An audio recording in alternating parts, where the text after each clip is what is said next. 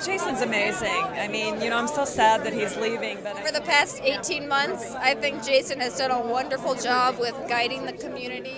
Always looking to make things better in any way that he can. He rode out a difficult storm. Now I feel like my heart's broken because we're going to lose Jason again, and he's going to go. But I've always had this soft spot in my heart for him. I treasure him. I love his heart. I love his energy. I love his brilliance. And his smile is so endearing. It's just like he looks at you and he lights up your life, kind of. Thank you. Wow. Thank you all so much for coming out tonight and being here. This is really a most unusual time, isn't it? I certainly didn't think that in April of 2008, when Corder and I moved our family out here and bought a house, that it would be 18 months that we'd be having this opportunity to get together, but that's how quickly the world has changed. And since it was Wingspan that set me on this journey, it's a journey that started as a client, as a youth group member, that inspired me to go work for the movement at the national level. That lasted 4 years. There are times I wish that only lasted 18 months. But if you'll indulge me for a minute, I've been thinking a lot about what does all this mean? Right, what does it mean from the community perspective, from the center that's been here for 21 years, that's affected so many lives, that all of you have chosen to support in so many ways? Thank you so much. And what does it mean for the national movement, since I also had an opportunity to work there? You know, our movement and here at Wingspan, we've experienced these two milestone dates. Right, this past June was the 40th anniversary of Stonewall. And we think about 40th anniversaries, we think about what it means to maybe, accomplish something significant in one's career, or, having children that are growing up, or maybe even approaching that dreaded midlife crisis. But it's a milestone year for a lot of people. And then when you think about Wingspan celebrating its 21st birthday, that's another milestone. So 40 years, 21 years. How might they be linked together? One of the things that I got to do when I first came to work at Wingspan in 1998 at the annual dinner was meet one of my heroes of the movement, Urvashi Vad, who at the time was director of the Policy Institute, where I would eventually go to work. And she wrote a book called Virtual Equality. And in that book, she tells this image, a story that I love, about what it was like for the LGBT movement when the Clintons took office. And then she paints this image of the Keystone cops piled up against the door, desperately wanting to get in. And suddenly the door flies open, and the cops come running through, falling on top of each other, no one really knowing what to do for themselves. And of course, that was her metaphor to describe what it was like when the Defense of Marriage Act passed, or when Don't Ask, Don't Tell Pact. And we all thought that we were finally getting access to what we needed to achieve our goals, only to find out that things were a little more complicated.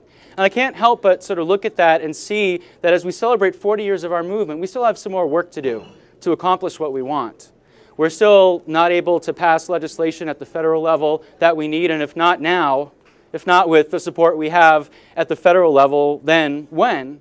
And sadly, our movement sometimes seems more interested in fighting with itself and in having some sort of own progressive circular firing squad than in focusing time and energy on a really good strategy to achieve our goals together as a community.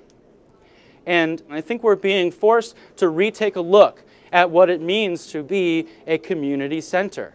Right, at the difference between viewing progress and achieving goals by the size of a building that we're in, or the size of a budget, and instead measuring that by what the community gives to accomplish what it needs. And asking ourselves, what is it that the community wants? What is it that the community needs? So that's what the board and I and the staff have been doing, not just since July 15th when all these changes happened, but really since November. When we started, the stock market crashed, we started seeing all these changes happening, some part of a natural life cycle of a nonprofit, grants come and go, programs come and go, that's absolutely normal. And some that were clearly the sign of change that I don't think we ever could have thought would happen.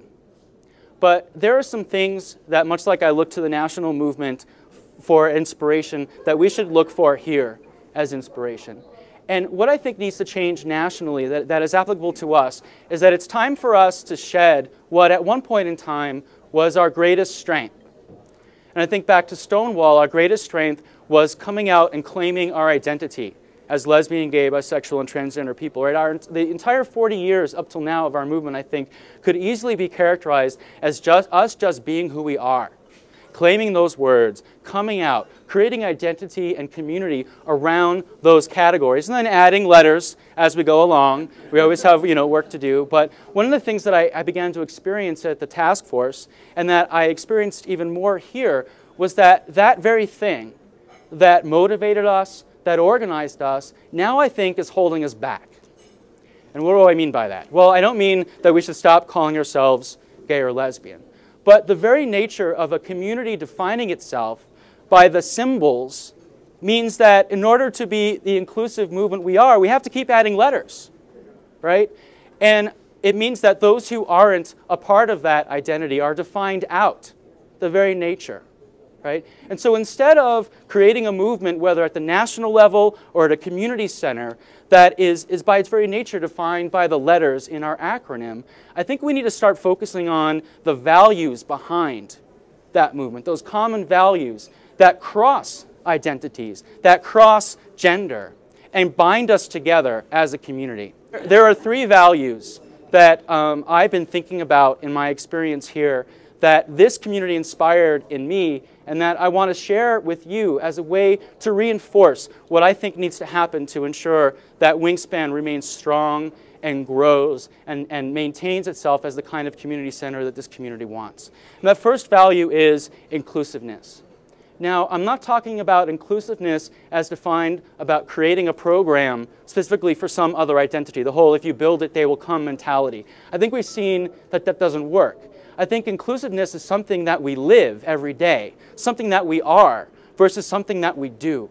And I've seen that at Wingspan because the board and staff were far more diverse than anything I'd ever seen in any of the national gay rights movement when I was sitting around at the tables, whether it was the task force or HRC. We have an incredibly diverse board and staff, not because of the actions people take, but because who they are as individuals, the communities that they represent. So inclusiveness as a state of being. It's a value that binds us all together, no matter what the letters are in the acronym that we use. The second value that this community has taught me is, I just call it paying it forward. Right? We've seen the outcome. It's affected Wingspan, it's affected all of our lives, of selfishness and self-centeredness, both individually and the business world. This notion that what we need to do to get ahead is to focus on our entire self-interest as much as possible. And who cares who we have to run over to do that? But it was at Wingspan when I was 19 that I met people who lived the exact opposite value. People, all of you standing here today, who say, I'm going to give of myself, even when it makes no sense whatsoever, and it makes me tired and exhausted, and it takes time away from my family. I'm going to give something of myself to create something better than myself. That's paying it forward, and it's a value that binds us together. The third value, I told you it would happen, is unconditional love.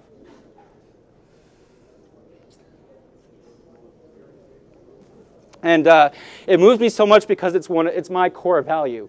It's what drives me forward, right? The notion that I can stand here with all of you, you can support me, you can support your community center, and regardless of the outcome, regardless of disappointments or ways that I may have let you down, or Wingspan has let you down, or that we've let ourselves down, that we love each other and our community unconditionally. So we're inclusive, we pay it forward, and we love each other unconditionally. To me, that, beyond any acronym, beyond the size of a building, beyond the number of programs, beyond the size of a budget, that is what creates a community. So please take that for what you will. I'm not preaching at you. I'm just sharing the experiences that you gave me, and use that to build a center here. This was my home when I moved here 19 years ago. Wingspan inspired me, launched me off nationally, brought me back home. The time may have been shorter than I thought, but there will always be a place for me here, and there will always be a Wingspan because of you. Thank you very much.